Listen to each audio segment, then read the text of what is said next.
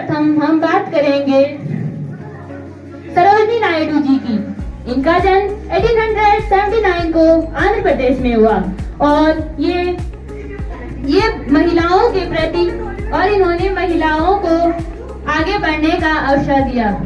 रानी जी का जन्म 1908 को हुआ और ये भारत की प्रथम महिला मुख्यमंत्री रही। इसी क्रम में अब हम बात करेंगे वल्लभ भाई पटेल जी की। इनका जन्म 1775 को गुजरात में हुआ। ये बरदोली किसान सत्याग्रह आंदोलन के प्रमुख नेता थे। कि इनको प्रारूप समिति का अध्यक्ष एवं संविधान का जनक माना जाता है। इनका जन्म करेंगे जो एक ऐसी शख्सियत है जिन्होंने हमारे देश को स्वतंत्र कराने में अपना महत्वपूर्ण योगदान दिया, परंतु ये संविधान सभा के सदस्य नहीं थे। जी हाँ, हम बात कर रहे हैं हमारे राष्ट्रपिता अर्थात महात्मा गांधी जी। महात्मा गांधी जी का जन्म 1869 को गुजरात में हुआ था। इन्होंने भारत को स्वतंत्र कराने में अपना महत्वपूर्ण योगदान दिया था।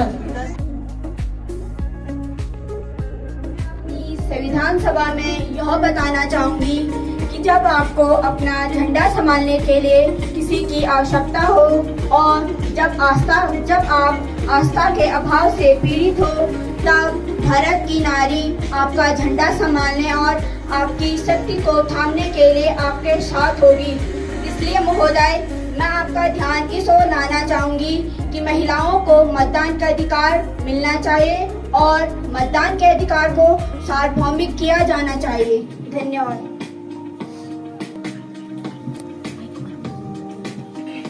मैं सम्मानित सदस्य की बात से सहमत हूँ। राष्ट्रीय शिक्षा का कोई भी कार्यक्रम तब तक सफल नहीं होगा अगर यह समाज की आधी आबादी की शिक्षा और उस पर विशेष ध्यान दें जो कि महिलाएं हैं, और मैं महिलाओं की शिक्षा का समर्थन करता हूँ। धन्यवाद। मैं संविधान सभा का सदस्य होने के नाते यह प्रस्ताव रखता हूँ, मौलिक अधिकारों को विभाजित किया जाना चाहिए। पहला न्याय संगत और दूसरा गैर न्यायिक। महोदय, सभी को ध्यान में रखते हुए जो स्थिति आज मौजूद है और जो भविष्य में हो सकती है, उन पे विचार कर इन मौलिक अधिकारों को संविधान में शामिल किया जाना चाहिए। धन्यवाद। सम्मानित सदस्य के प्रस्ताव से को स्वीकार करता हूँ और इसे अनिवार्य मौलिक अधिकारों को अनिवार्य रूप से हमारे संविधान में शामिल किया जाना चाहिए। अल्पसंख्यक वर्गों, पिछड़ी जातियों, जनजातियों, दलित तथा अन्य पिछड़े वर्गों के हितों की सुरक्षा की समुचित व्यवस्था की जाएगी। भारतीय गणतंत्र की भौगोलिक अखंडता तथा इसके भूभाग, समुद्र तथा वायुमंडल क्षेत्र पर इसकी प्रभुसत्ता की रक्षा न्यायोचित तथा सभ्य राष्ट्रों के कानूनों के अनुसार की जाएगी। यह राज्य विश्व शांति तथा मानव मात्र के कल्याण की उन्नति में अपना संपूर्ण तथा स्वैच्छिक योगदान करेगा। भारत एक प्रभुसत्ता संपन्न लोकतांत्रिक गणराज्य होगा। वंश आते हैं, एक के बाद एक क्रांति होती है।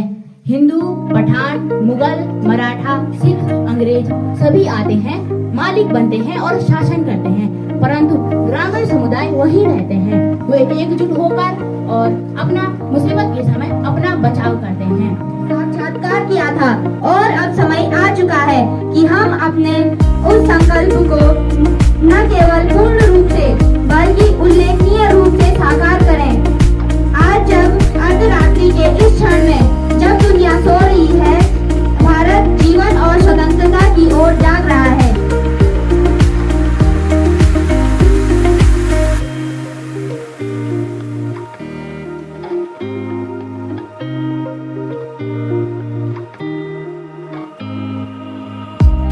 तो अनाथ बच्चों और युवकों के बारे में क्यों नहीं सोच सकता। अतः मैं प्रस्ताव रखती हूँ कि संविधान आखिरकार संविधान भी एक निर्जीव मशीन की तरह एक निर्जीव वस्तु है। भारत में ऐसे लोगों की आवश्यकता है जो ईमानदारी और देश हित को सर्वोपरि रखें।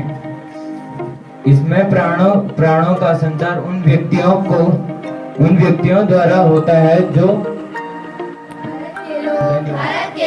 भारत को एक संपूर्ण प्रभुत्व संपन्न समाजवादी धर्मनिरपेक्ष लोकतंत्रात्मक गणराज्य बनाने के लिए तथा उसके समस्त नागरिकों को सामाजिक आर्थिक और राजनीतिक न्याय विचार अभिव्यक्ति विश्वास धर्म और उपासना की स्वतंत्रता